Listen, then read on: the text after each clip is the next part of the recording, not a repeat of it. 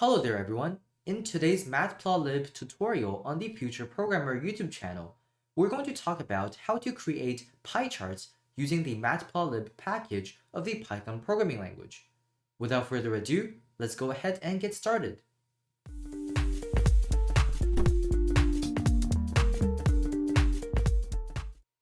The pie chart is a very useful type of data visualization in data science, and it is used to display division of a total into categories, showing us part-to-whole relationships. And because we're going to use a few functions of the pyplot module, let's, as always, import matplotlib.pyplot as plt at the top of our program.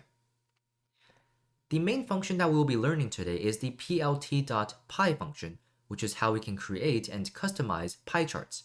It takes a single parameter x, which is a list of the sizes of our pie pieces. So here, as you can see, plt.py took one input, a list of 5 numbers, 1 through 5.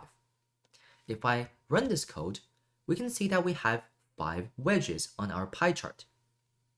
The blue one has a size of 1, orange has a size of 2, green has 3, red has 4, and purple has 5, just like we determined using our list, just like we asked using our input value.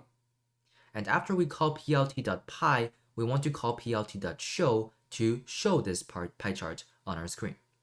But right now, this pie chart doesn't really tell much. We don't actually know what this data is all about, which is why we want to use the labels parameter to tell us the labels of our pie wedges. Here we use the same list as before, and we pass in a new argument, labels. This is another list of 5 values. If I run this code, we can see that our pie sectors have new labels.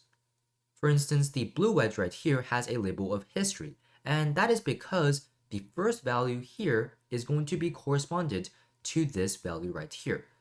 You can see the orange wedge right here is going to have a value of English, and etc.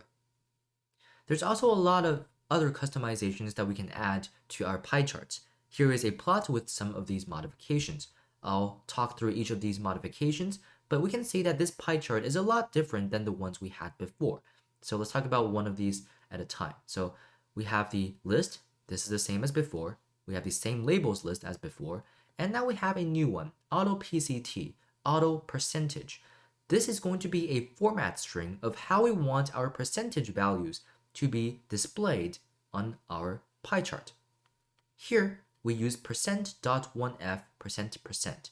The first 4 characters indicates that we want to have a floating point number with 1 digit after the decimal value. So we can see that each of these numbers have 1 digit after the decimal point. If I change this value to, let's say, 3, we can see we have 3 digits after the decimal point. Let's change this back to .1, and we can also see we have 2 percent signs right here. These two collectively made up of this, literally the percent sign right here. And then we have the list called explode. This is a list of 5 values. History corresponds to the first 0, English corresponds to the second 0, and lastly, programming corresponds to the 0.1 here. If we take a look at our pie chart, the programming piece right here is actually a little bit, it looks exploded from the rest of our chart, and that is caused by the 0.1 value right here. And then we have a list of colors, which is just colors of our wedges. I simply looked up a few hexadecimal representation of colors for a few shades of blue, and that is how I put in here. You can certainly use values such as, let's say, red, which will make this quite jarring, but you can definitely do so if you would like. I have simply passed in some hex representation of colors. The shadow equals to true argument here is what's making this chart look slightly 3-dimensional. You can see we have a drop shadow underneath our pie chart. If I change this to false, we can see a very 2-dimensional flat pie chart. Depending on your need, you can definitely use either of these depending on what you want to do. And lastly, we have plt.title, which will create this title text right here, favorite subjects. And that is it for this video on making pie charts using Matplotlib. I hope you enjoyed this video. If you found this video to be educational, please consider subscribing down below. I would really appreciate it.